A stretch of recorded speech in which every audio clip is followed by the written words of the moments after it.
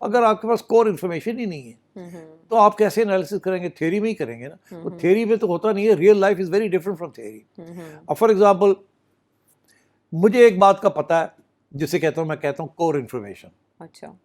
وہ مجھے اس بات کا پتہ ہے کہ میاں نواز شریف کسی سٹیج پہ بھی ٹکر نہیں لیں گے ود دی اسٹیبلشمنٹ.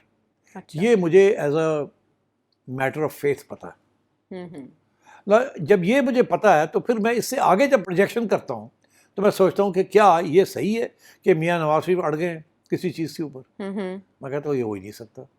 اچھا. اگر نہیں ہو سکتا تو پھر کیا ہو، کیا یہ ہو کیا رہا ہے. وہاں سے چلتے ہیں. کچھ لوگ سمجھتے ہیں کہ نہیں، نواز شریف کا ٹریک ریکارڈ ہے، وہ تو اڑ جاتا ہے، اس دفعہ پھر اڑ گیا ہوگا. جب ایسی بات ہے، اور یہ ہمیشہ سول ملٹری ہی ہوتا ہے. ود ان سویلینز جو ہوتا ہے وہ تو سمجھ آ جاتی ہے، ود ان ملٹری جو ہوتا ہے وہ بھی کبھی کبھی سمجھ آ جاتی ہے، کبھی نہیں ہوتی.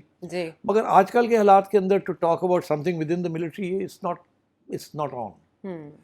یہ اس وقت these issues become national security issues.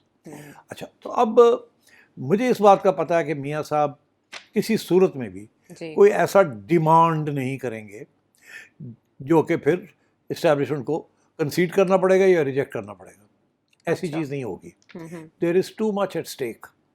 اس وقت Imran Khan is a serious problem for everyone, number one. Number two, confirmed ہے کہ میاں صاحب آپ پرائم منسٹر نہیں بن سکتے. اچھا.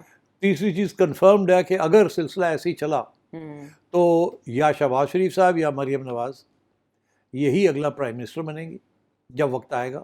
اچھا. یہ ابھی تک جو سچویشن چل رہی ہے، جو ازمپشنز ہیں، مگر ون از اے پکا ازمپشن، وہ یہ کہ میاں صاحب اس شپ کو ڈیسٹیبلائز نہیں کریں گے. There is too much at stake for ہم. اس لیے آئی تھنک یہ ضرور ہے کہ خبریں آئی تھیں. میں نے بھی ایک اسٹیج پہ ایک خبر دی تھی جو کہ 6 ماہ کے بعد وہ گھوم رہی ہے. اب کون سی؟ آپ کو یاد ہوگا کہ آپ کسی وقت میں نے یہ کہا تھا کہ وہ ex D G I S I کے بارے میں بات ہوئی تھی، ندیم انجم صاحب. ہاں، تو میں نے کہا تھا کچھ این ایس اے کی بات ہو رہی تھی، تو میں نے کہا کہ ہاں وہ کچھ افواہیں چل رہی ہیں کہ میاں صاحب یہ چاہتے ہیں کہ ندیم انجم صاحب جو ہیں وہ این ایس اے ریٹائرمنٹ کے بعد ان کو این ایس اے لگایا جائے. تو میں نے کہا مگر یہ نہیں ہوگا، آئی ڈونٹ تھنک یہ ہوگا. اس سے زیادہ میں نے بات نہیں کی تھی. میرا کہنے کا یہ مطلب تھا آئی ڈونٹ تھنک یہ ہوگا. کیوں؟ کیونکہ آرمی چیف نہیں چاہیں گے کہ یہ ہو.